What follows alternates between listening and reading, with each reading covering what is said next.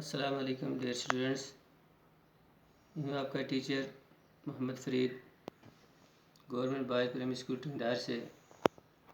और आज हम पढ़ रहे हैं 8th क्लास की English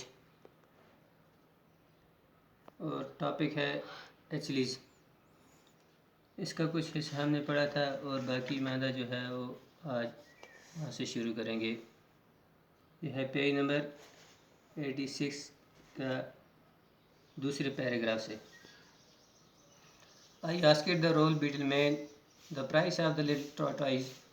He held up both hands, fingers spread out.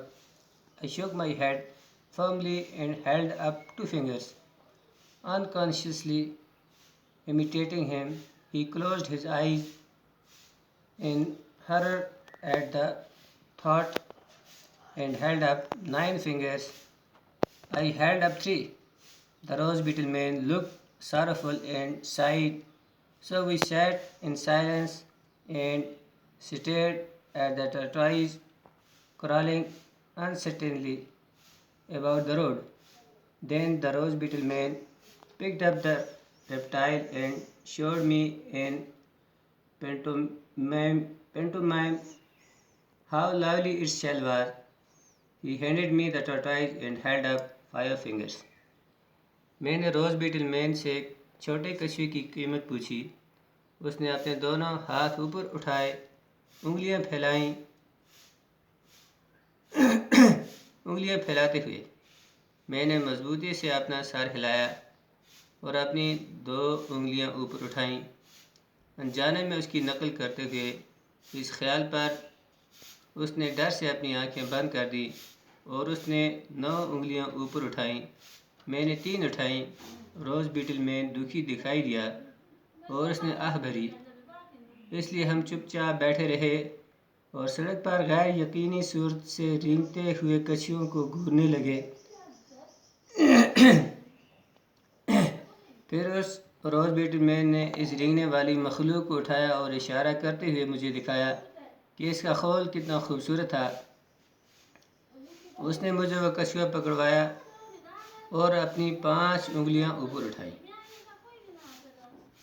I told him then that I had no money on me and that he would have to come to the villa. He nodded as if it were the most natural thing in the world. Excited by owning this pet, I wanted to get back home quickly to show it to everyone. So I hurried off along the road. Before diving down the hillside, I glanced back. The rose beetle man was sitting in the same place on the road, wobbling his flute. मैंने उसे बताया कि उस वक्त मेरे पास कोई पैसा नहीं था और यह कि उसे मेरे घर पर आना पड़ेगा। उसने ऐसे सर हिलाया जैसे कि ये दुनिया की सबसे ज़्यादा कुदरती बात हो। इस पालतू जानवर का मालिक हो जाने पर जज्बाती होते हुए मैं जल्द से जल्द घर वापस जाना चाहता था कि सबको इसे दिखा सकूं। इसलिए मैं तेज़ी से घर की तरफ सड़क के साथ साथ चल पड़ा। पहाड़ी इलाके से नीचे उतरने से पहले पीछे मुड़कर देखा। रोज़ बीटल मैन अभी भी सड़क पर उसी जगह खड़ा अपनी बांसुरी बजा रहा था। The new arrival was Tristan Elchies and turned out to be an intelligent beast with a sense of humor.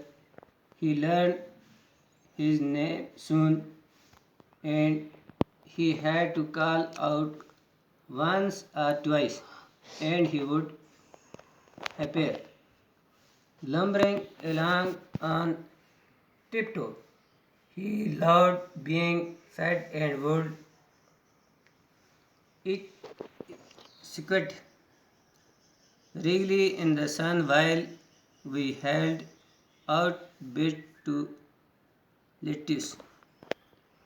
He loved grapes as much as Roger did, so there was always great rivalry. Achilles would sit mumbling the grapes in his mouth. The juice running down his chin, and Roger would like watching him, his mouth drooling saliva. नए आने वाले का नाम एचलीज रखा गया, जो हंसी मजाक का एहसास रखने वाला एक अक्लमंद जानवर निकला। उसने जल्दी ही अपना नाम सीख लिया और हमें उसे सिर्फ एक बार या दो बार पुकारना पड़ता और वो पंजों के बाल बेढंगेपन से हरकत करते हुए सामने आ जाता।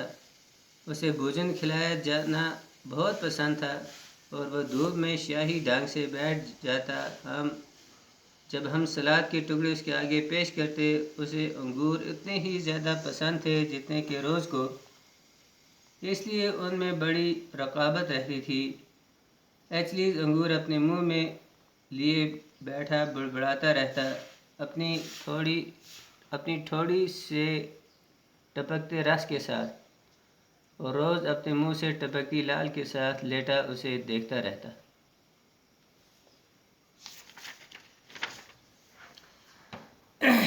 Roger always had his fair share of the fruit, but even so he seemed to think it a waste to give delicious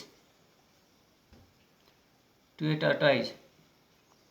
When the feeding was over, if I didn't keep an eye on him, Roger would creep up to Achilles and lick him vigorously to get the grape juice that the reptile had dribbled down on himself. Achilles would retreat into his shell with an indignant wheeze and refused to come out until we had removed Roger from the scene. रोज को हमेशा फलों का अपना पूरा हिस्सा मिल जाता था, लेकिन फिर भी ऐसा जाहिर होता था जैसे वो कछुए को ये मज़ेदार चीज़ें देना फजूल खर्ची समझता था। जब खाना खिलाने का काम ख़त्म हो जाता और अगर मैं उस पर नज़र न रखता, तो रोज़ एजलिस की तरफ खिसक जाता और ज़ोर ज़ोर से उसे चाटने लगता, अंगूरों के उस रस को पाने के लिए जो इस रेंगने वाले जानवर ने अपने ऊपर गिरा लिया था।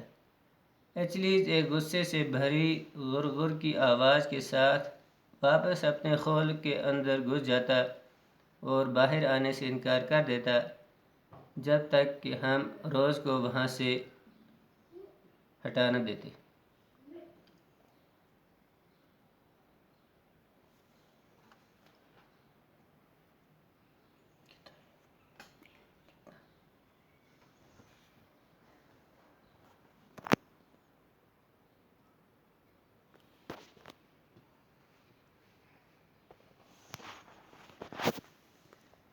But the fruit that Achilles liked best was wild strawberries. He would become hysterical at the mere sight of them. The small strawberries he would devour at a gulp, for they were the size of a fat pea. But if you gave him a big one, he would grab the fruit and holding it firmly in his mouth, stumble off at top speed until he reached a quiet spot among the flower beds, where he would eat it at leisure. Achilles also developed a passion for human company. Let everyone come into the garden, and there would be a rustling among the bush, and Achilles, wrinkled and earnest face, would spoke through.